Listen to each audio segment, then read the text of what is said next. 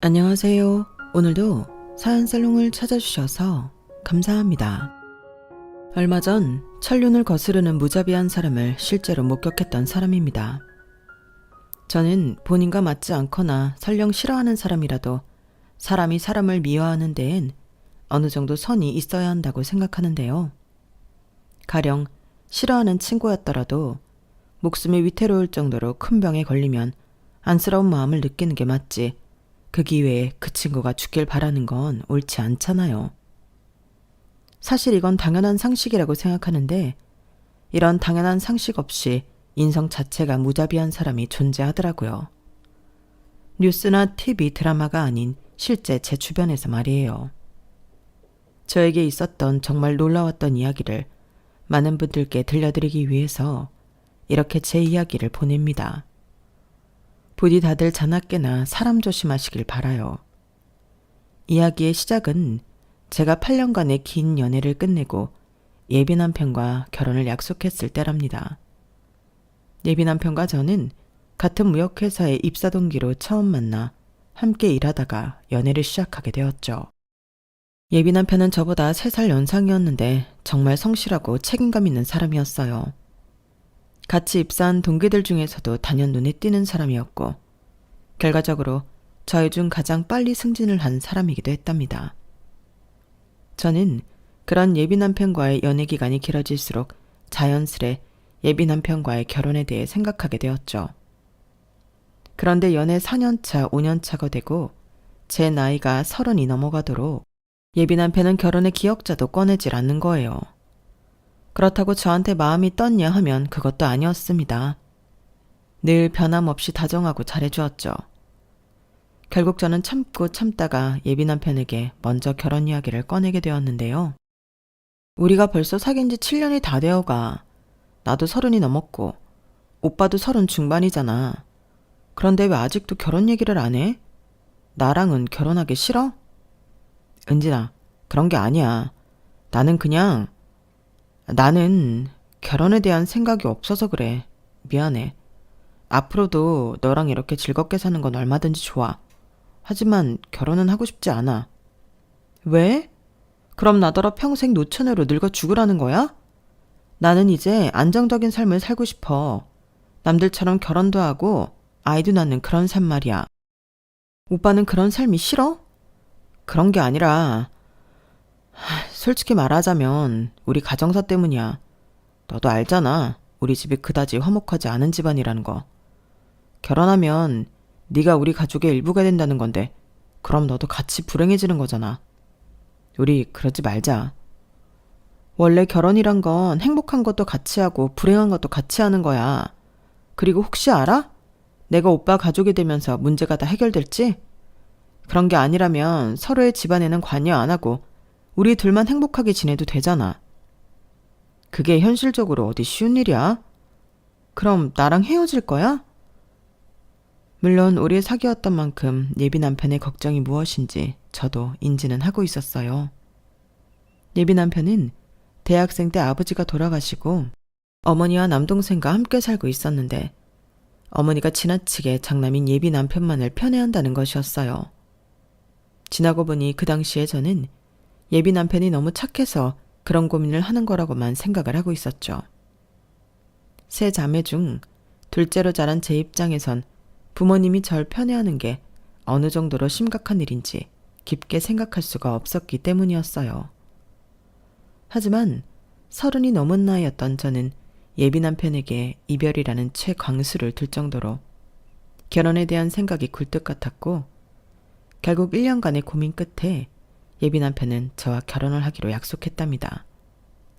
1년 동안, 아니 8년이라는 긴 시간 동안 기다리게 해서 미안하다는 말과 함께 예비 남편이 프로포즈를 했을 때는 눈물이 왈칵 쏟아져 나올 정도로 감격스러웠죠.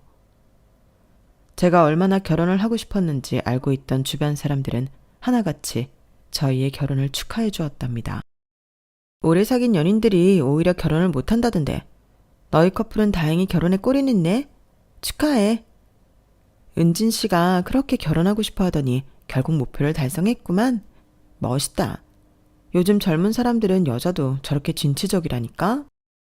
이런 이야기를 들으니 제가 신부가 된다는 것도 실감이 나면서 구름 위에 붕붕 뜬 채로 생활하는 것만 같았어요.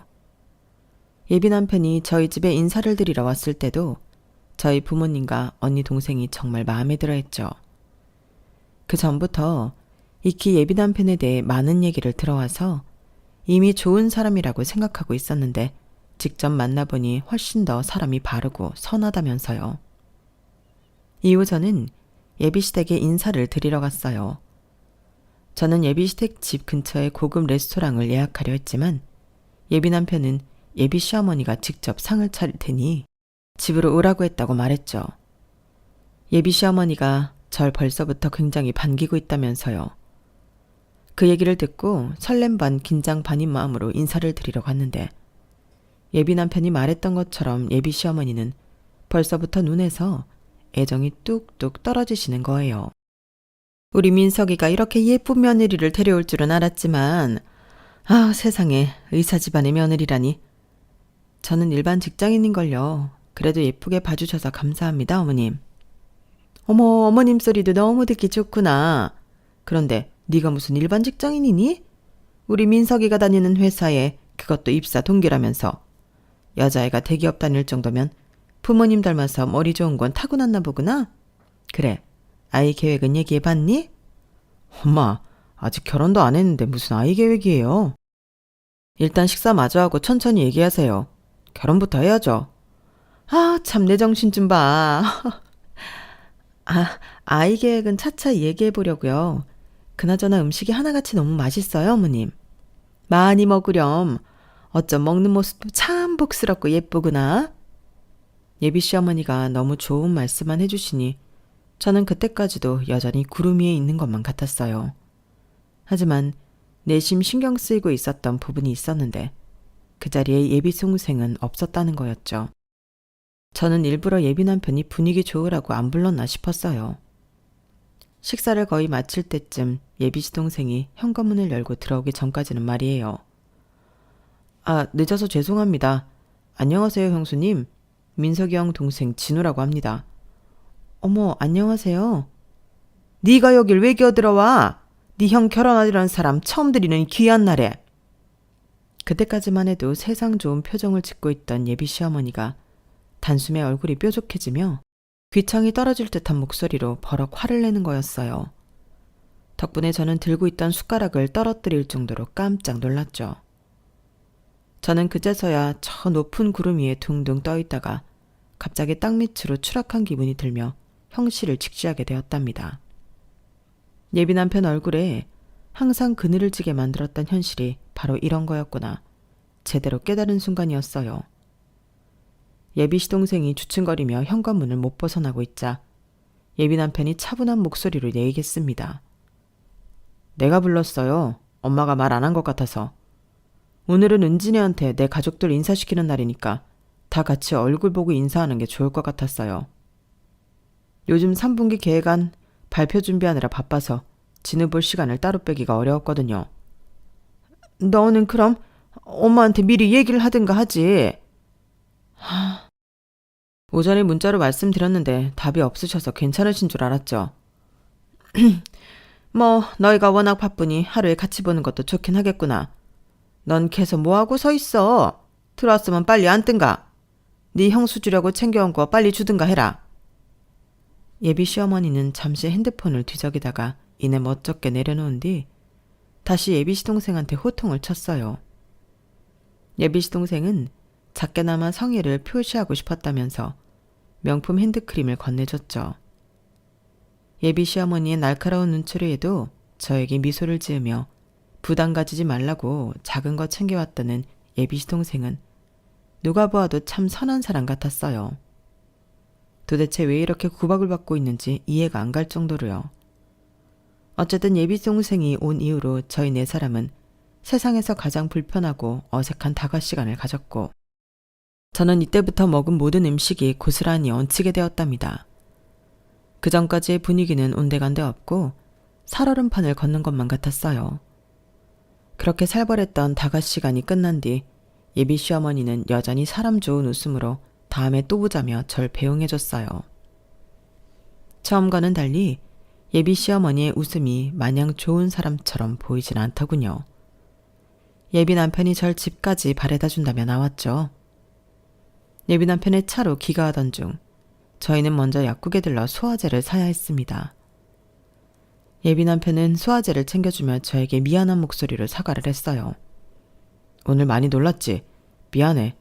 나도 엄마가 며느리 처음 보는 자리에서까지 저렇게 화를 내실 줄은 몰랐어. 속은 좀 괜찮아? 내려가는 것 같아.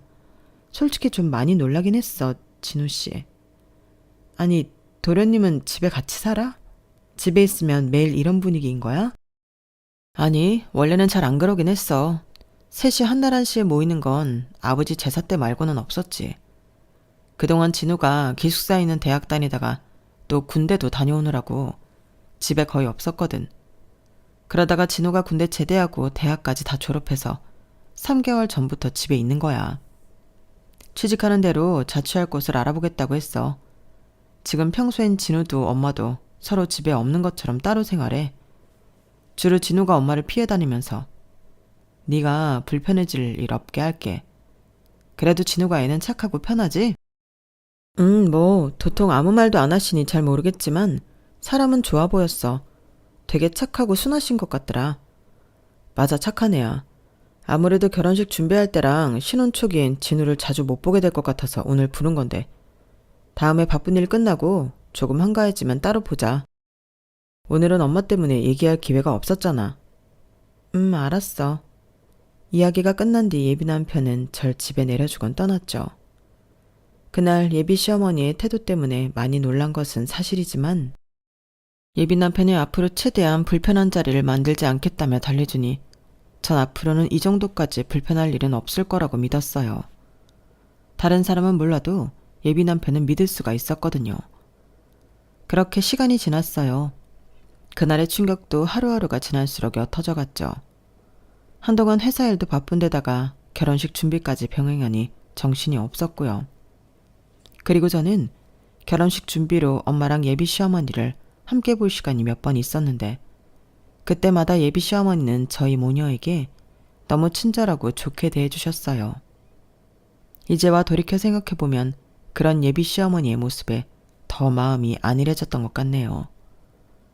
몇 개월이 지나 드디어 저희 회사에서 3분기 계획안 발표가 끝났을 무렵 예비 남편은 전에 말했던 것처럼 예비 시동생과의 자리를 마련했어요. 거창한 약속을 만든 것은 아니고 저희 회사 근처 조용한 음식점에서 셋이 만나기로 했죠. 그날 만난 시동생은 전보다 더 활발해져서 여느 20대 중후반과 다르지 않는 에너지가 나오더라고요. 그전엔 너무 경직되어서인지 약간 애늙은이 같은 느낌도 있었는데 말이에요. 이렇게 잘 웃고 활발한 사람이 집안에서는 찍소리도 못하고 있었다는 게 불쌍하다는 생각이 절로 들었어요. 그것도 다른 사람이 아닌 자기 엄마 때문에 그렇다는 게 말이에요.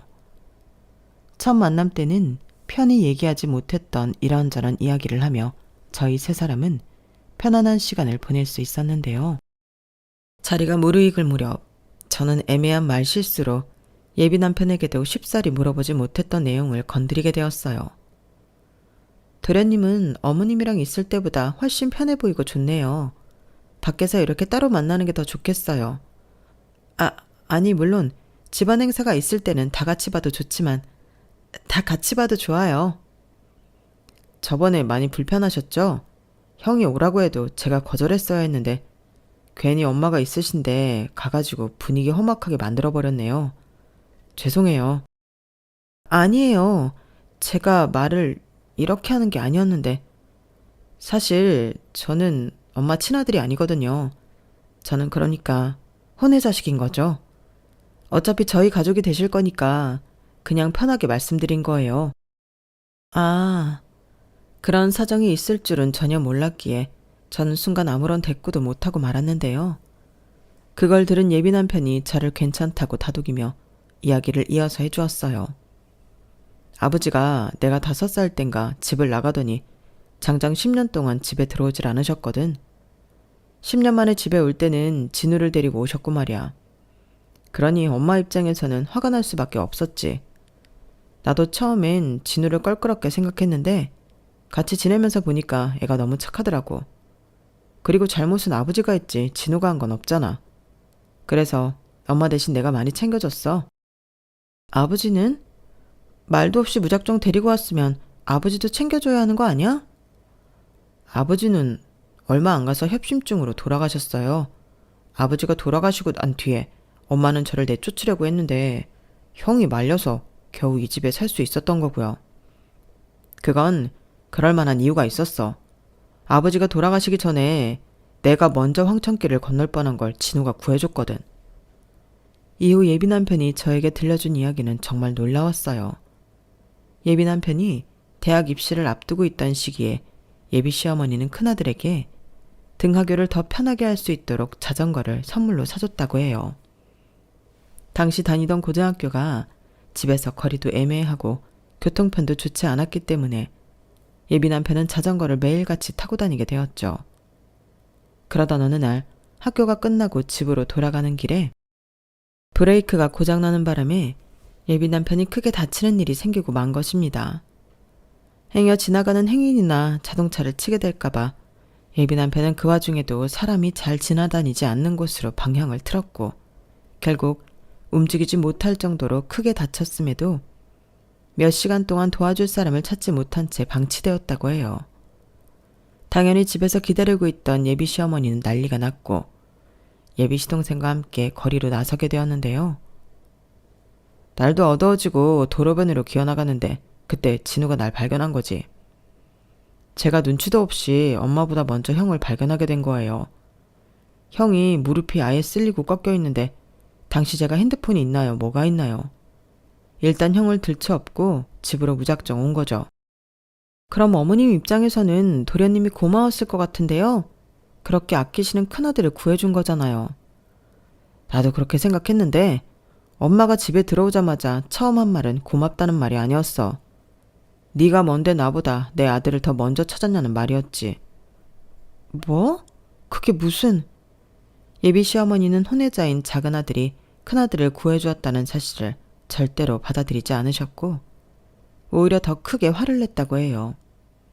심지어는 자신이 선물한 자전거의 브레이크가 갑자기 고장나는 게 말도 안 된다며 작은아들을 의심하기까지 했다고 하더군요. 보다 못한 예비 남편이 그런 예비 시어머니를 말려서 겨우 화내는 걸 멈추긴 했지만 두 사람의 사이는 더더욱 안 좋아졌다고 해요. 그래도 그때 이후로 형이랑은 친해졌잖아. 원래는 서로 말도 안 걸었는데. 밖에서 만나면 떡꼬치도 사주고 대학을 간 이후에는 용돈도 몇 번 쥐어줬어요. 그런 엄청난 사연을 듣고 나니 웃으면서 예비 남편을 칭찬하는 예비 동생이 더 안쓰럽게 느껴졌죠. 그날의 식사 자리가 끝난 뒤 저는 솔직히 시어머니에 대한 좋았던 마음이 전부 사라지게 되었어요. 만약 결혼을 한 이후에 제가 예비 시어머니의 눈에서 벗어난다면 저에게도 똑같이 대하진 않을까 하는 걱정도 올라왔고요. 제가 밀어붙여서 준비하게 된 결혼인데 제가 먼저 결혼을 모를 수도 없는 노릇이라 저는 남모르게 고민이 깊어만 갔죠. 약속한 당일날 저희 네 사람은 압구정에 있는 백화점에서 만나게 되었어요. 예비 시어머니는 절 보고 여느 때처럼 활짝 웃으며 맞이해 주셨지만 바로 옆에서 자신의 외투와 가방을 들고 있는 예비 시동생에겐 눈길 한 번을 주지 않았죠. 예비 남편이 미리 얘기를 해놓은 것인지 그날은 예전처럼 언성을 높이거나 표정을 험악하게 굳히진 않긴 하더군요. 그럼에도 그 모습이 불편했던 저는 그날의 일정이 빨리 끝나기만을 바라며 쇼핑을 시작했답니다. 시어머니를 위한 명품 주얼리를 고르는 데엔 거의 3시간 가까이 시간이 흘렀어요. 그리고 시동생의 정장 세트를 고르는 데엔 불과 30분 정도의 시간만 소요되었죠. 정장에 어울리는 구두를 맞춰주고 싶었지만 예비 시어머니가 그렇게 놔두질 않더군요. 오래 걸으니 무척 피곤하구나. 그만 식사하러 이동할까? 어머님, 그럼 잠시만 여기 앉아 계세요. 구두 고르는 데엔 그렇게 시간 안 걸릴 거예요. 아, 나는 이런 의자나 영 배겨서. 은진이 너는 배 안 고프니? 나는 너무 피곤하고 허기져서 빨리 여기를 좀 나가고 싶은데. 구두는 괜찮아요. 저도 이미 여러 개 가지고 있거든요. 얼른 나가서 식사하러 가요. 예비 시동생의 말이 끝나기가 무섭게 예비 시어머니는 쌩 하고 가게를 나가버렸고 남은 저희 세 사람은 조용히 그 뒤를 따라 나갈 수밖에 없었죠. 저는 예비 시어머니에 대한 마음이 점점 더 안 좋아지는 걸 티내지 않으려고 노력하며 미리 예약해두었던 근처 음식점으로 향했답니다. 예약해둔 룸에 들어가 앉았을 때도 저는 어서 빨리 식사 시간이 끝나고 집에 돌아가 이 결혼에 대한 혼란스러운 마음을 정리하고픈 마음만 굴뚝 같았는데요. 자리에 앉자마자 예비 시어머니가 어머 하면서 백화점에 스카프를 놓고 왔다고 하시는 거예요. 내 정신 좀 봐. 곳에 스카프를 놓고 왔네. 아까 2층에 도착했을 때만 해도 내가 분명히 메고 있었는데. 식사 끝나고 다시 들러서 찾아볼까요? 아까 어머님 목걸이 보실 때 풀으시고 손에 들고 다니시다가 잃어버린 것 같아요. 야, 너 우리가 무슨 매장 돌아다녔는지 다 기억하지? 예비 시어머니는 제 말은 들은 채도 안 하고 턱짓으로 예비 시동생을 가리키며 물었어요. 그러자 예비 시동생은 군소리 없이 일어났죠. 네, 제가 한번 찾아보고 올게요. 도련님 괜찮아요. 거기가 차로 15분 거리인데 어떻게 가려고요? 일단 식사하고 찾아보고 분신물 나온 게 없다고 하면 제가 하나 사드릴게요. 괜찮다. 쟤 시키면 되는데 뭐하러 허튼 돈을 쓰니? 제가 군대 다녀온 지 얼마 안 돼서 금방 다녀올 게다. 네, 괜찮아요, 형수. 금방 다녀올게요. 예비 시동생은 괜찮다며 밖으로 나갔고 저는 언짢은 마음을 숨기지 못했습니다. 사실 그동안 살면서 제가 세 자매 중 둘째였기 때문에 저희 집에서는 이래저래 서름을 많이 당해왔다고 생각하고 있었는데요. 저와는 비교도 안 되게 집에서 천대를 받고 있는 예비 시동생을 보니까 여러 가지 의미로 마음이 너무 안 좋았어요. 아니, 사실 그 모습을 보는 누구라도 저와 같이 불쾌하셨을 거예요. 예비 시어머니의 행동은 너무 명백하게 일방적인 괴롭힘이었으니까요. 굳어진 제 표정을 아는지 모르는지 곧이어 첫 번째 에피타이저 음식이 세팅되면서 예비 시어머니는 아무 일 없었다는 듯 식사를 맛있게 즐기기 시작했어요. 눈치가 빠른 예비 남편이 예비 시어머니의 말동무가 되어주며 분위기를 어떻게든 풀려고 노력했죠. 저는 말없이 음식만 깨작대며 오늘 저녁에 예비 남편에게 어떻게 결혼을 무르고 싶다고 이야기할지 고민하고 있었는데요. 약 10분쯤 지났을까요? 예비 남편의 핸드폰으로 전화가 한 통 걸려온 거예요. 스카프 찾았니?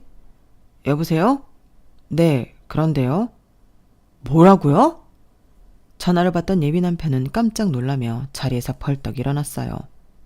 금방 그리로 가겠다며 전화를 끊은 예비 남편은 충격적인 소식을 전했습니다. 진호가 백화점에 가다가 사고를 당했대.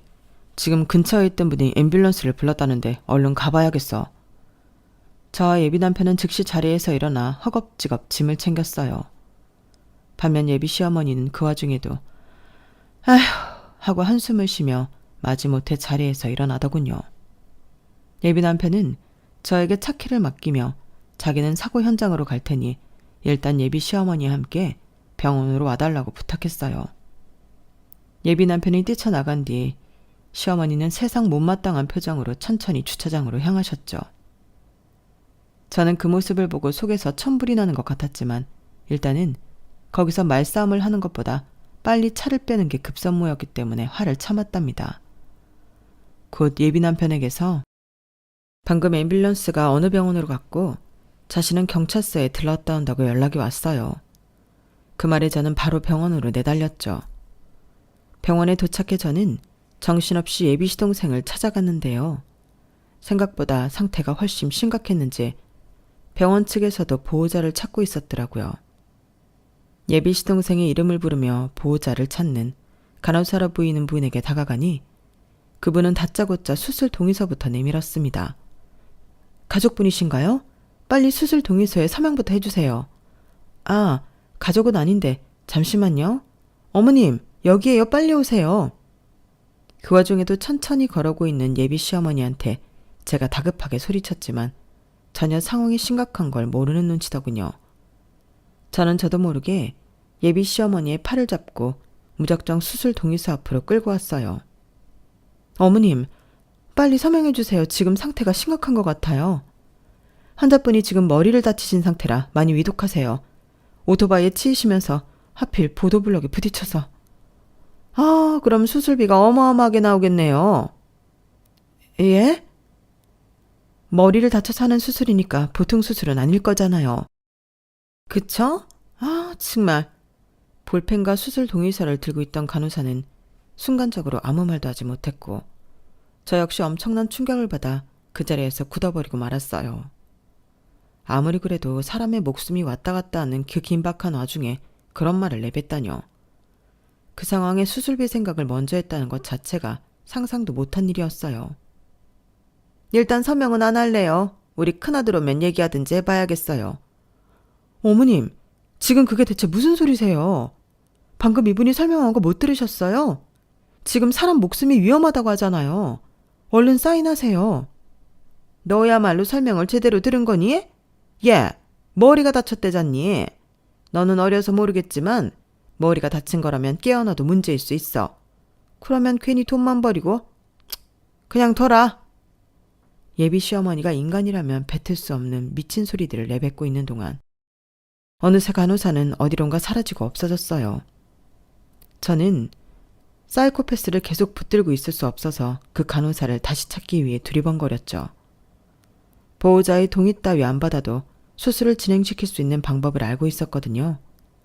그걸 간호사에게 전달하려고 했는데 눈에 보이지 않아 답답하려던 찰나에 의사복을 입은 누군가가 저희를 향해 급하게 다가오는 게 보였어요. 그 사람이 누군지 알아차리자마자 저는 구세주를 만난 것만 같았죠. 엄마, 은진이니? 뭐야? 어떤 미친 보호자가 지 아들 위급 상황에 수술 동의를 안 해준다 그래서 나왔는데 사부인? 수술 동의서 사인 안 해준 보호자가 사부인이세요? 아니 저는... 마침 그때 예비 남편이 헐레벌떡 저희 쪽으로 뛰어왔어요. 아, 장모님, 감사합니다. 저희 준우 괜찮나요? 지금 바로 수술 들어가야 하니까 여기 빨리 사인해. 당장? 네네, 여기요. 엄마는 예비 남편의 사인만 받고 얼른 다시 수술실을 향해 달려갔어요. 예비 남편은 곧 저와 예비 시어머니 사이에 이상한 분위기를 알아차리고는 물어보았죠. 진우, 어떻게 됐대? 장모님이 직접 수술 맡아주신다고 한 거야? 자기가 연락했어? 왜 그래? 무슨 일 있었어? 있었지. 도련님이 사고당했을 때 보도블럭에 부딪혀서 머리가 다쳤대. 상태가 심각해 당장 수술에 들어가야 한다고 간호사가 수술 동의서를 들고 왔는데 글쎄 당신 어머님이 사인을 안 하겠다는 거야. 머리를 다쳤으면 수술비도 많이 나오고 수술 이후 결과도 장담할 수 없다면서 말이야. 뭐라고? 제 말에 예비 남편은 경악스러운 표정으로 본인의 생물을 쳐다보았어요. 아까까지만 해도 아무런 큰일도 일어나지 않았다는 듯이 태연한 표정이던 그 사이코패스는 그제서야 말을 더듬기까지 하며 당황하더군요. 예, 은진아, 무슨 말을 그렇게 하니? 내가 한 말은 그러니까 그게... 아까 분명히 간호사가 얼른 수술 동의서 해줘야 한다고 했을 때 어머님이 가장 먼저 한 얘기가 뭐였죠? 수술비 많이 들겠네 였잖아요.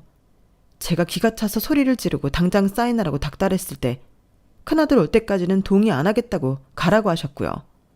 당신이 그러고도 사람이에요? 아무리 철천지 원수지간이라도 목숨이 왔다 갔다 하는 상황에서는 그렇게 못해요. 그런데 어떻게 아무런 잘못도 없이 사고를 당한 가족한테 그런 행동을 하실 수가 있어요? 엄마, 지금 은진이 말이 다 사실이야? 난 방금 경찰서에서 사고 당시 CCTV를 보고 왔어. 목숨이 붙어있는 것만으로도 감사하고 1분 1초가 급한 상황인데 뭘 어쨌다고? 대답해. 엄마가 정말로 진우 수술 동의도 안 해주고 버티고 있었냐고? 아니, 내가 안 해도 어차피 네가 고다 살 거 아니었니? 너는 무슨 엄마한테 그렇게 소리를 지르고 그래? 엄마가 거절한 그 시간 때문에 진우가 잘못되면 어떨 거였냐고? 걔가 어쩌다가 사고가 났는지 그새 잊어버렸어? 엄마가 스카프 잃어버렸다고 찾으러 오라고 해서 나갔다가 이 사달이 난 거잖아. 그런데 애가 죽든 말든 내버려 두려고 했다고? 내 말은 어쨌든 우리 집안 벌이야 네 월급밖에 없고 또 애가 만약 잘못돼서 죽느니만 못한 상태가 되면 뭐라고? 엄마, 지금 엄마가 무슨 소리를 하고 있는 줄 알아? 예비 남편은 기가 차다는 듯 헛웃음을 내뱉었고 그 여자는 더 이상 말을 잇지 못했어요. 옆에서 듣다가 저도 참지 못하고 그날 내내 목구멍까지 차올랐던 말을 뱉어버렸습니다. 안 그래도 오늘 이야기하라고 했는데 잘 됐네. 저희 결혼은 없던 일로 해요. 난 이 아줌마가 그냥 단순히 진우 씨를 싫어하는 줄로만 알았는데 이제 보니 그런 수준이 아니었네요. 그냥 당신이 사이코패스인 거예요. 기본적인 인간성이 아예 없는 사람이라고요.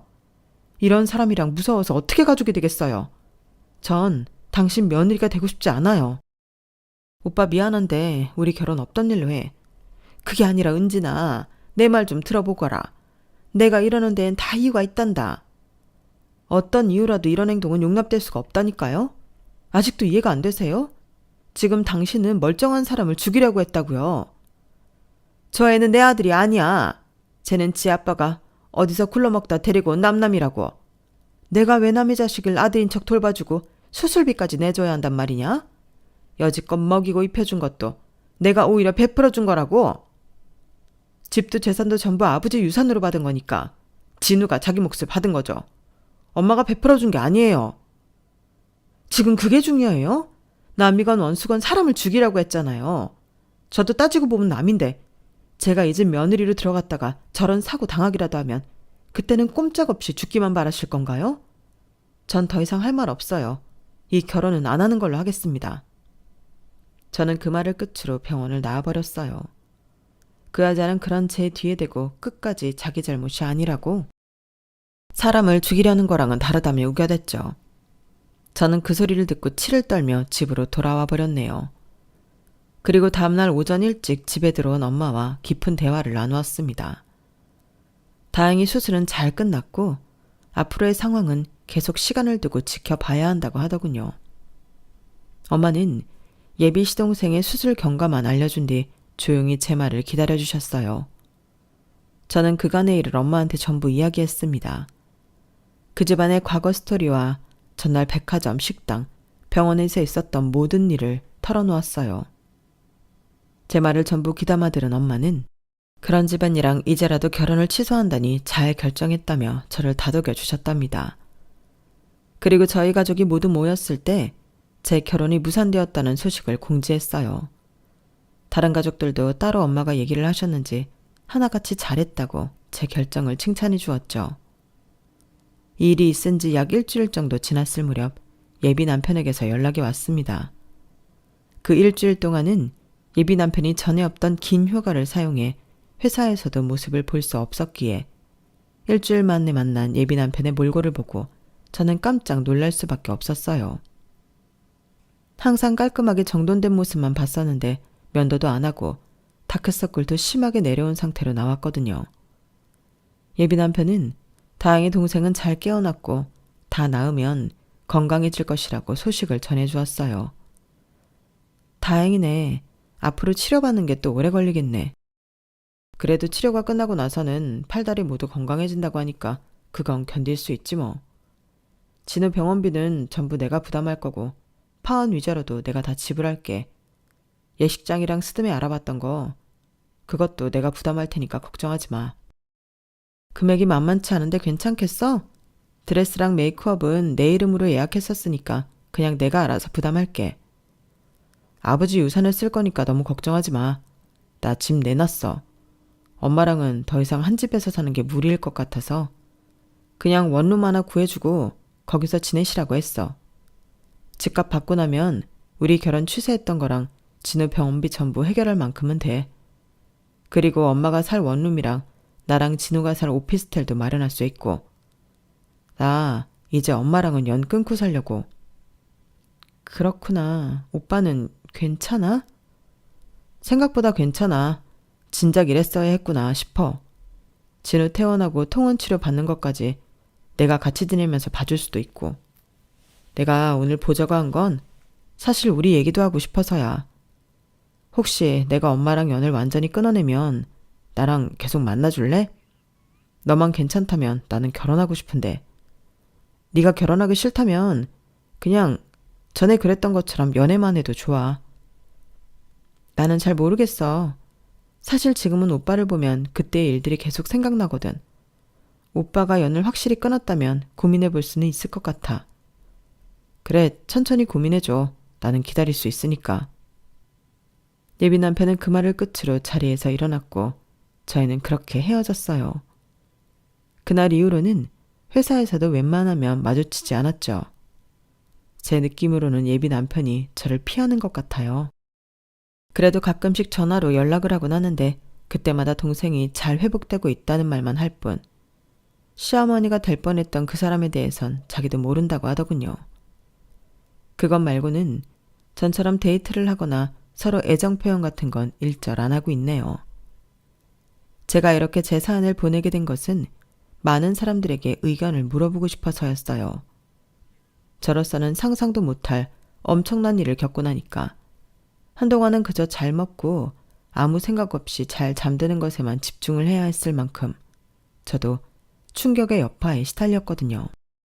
그런데 마음의 안정을 조금 되찾고 나니 자기 생모와 연을 끊어낸 뒤 저와 결혼하고 싶다는 예비 남편을 다시 받아주는 것이 어떨까 싶은 마음이 자꾸 들더군요. 이게 단순히 정 때문에 마음이 가는 것 같은데 예비 남편과 다시 재결합을 해도 될지 말지 도저히 모르겠어요. 여러분의 생각을 댓글로 남겨주시기 바랍니다. 지금까지 제 이야기를 들어주셔서 감사해요. 행복하고 건강하세요.